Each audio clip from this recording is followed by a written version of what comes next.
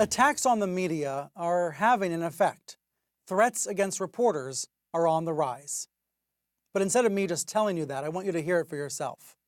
On Friday, a caller to C-SPAN said he's going to shoot me and Don Lemon if he sees us. Now, let me just preface this by saying I'm not asking for sympathy. I don't think I'm in extreme danger. I know some of my colleagues get much worse threats than I do. CNN has a great security team, and we know how to handle this stuff. And this problem is not confined to CNN. People at Fox News and other outlets have to deal with this garbage too. But these kinds of threats are coming in more often. So take a listen. Here's the phone call. Don, State College, Pennsylvania, supports the criticism of the media. Don, you are on the air. Good morning. Morning. It all started when Trump got elected. Brian Stelter and Don Lemon from CNN called Trump supporters all racist. They don't even know us. Okay, let me just stop it right there. I've never called all Trump supporters racists. Neither has Don Lemon. So what this guy is about to say is predicated on a lie. They don't even know these Americans out here, and they're calling us racist because we voted for Trump. Come on, give me a break. They started the war. I see him, I'm going to shoot him. Bye.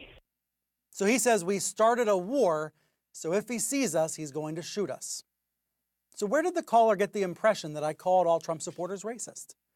I don't know, but I do know that the night before on Fox, Sean Hannity played a 2-year-old clip of me asking if racial anxiety was a factor in Trump's rise.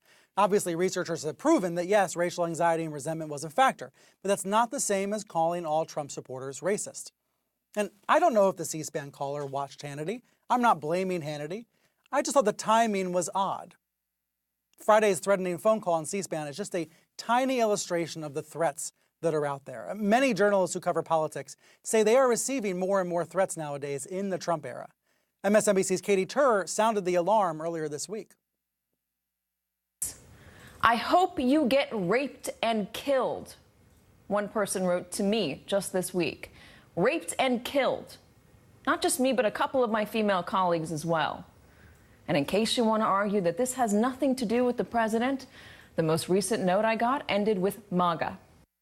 Of course, there's always been unhinged people in the world, but journalists are concerned now. As Bret Stephens wrote in the New York Times on Saturday, journalists are concerned we are approaching a day when blood on the newsroom floor will be blood on the president's hands. I hope he is wrong.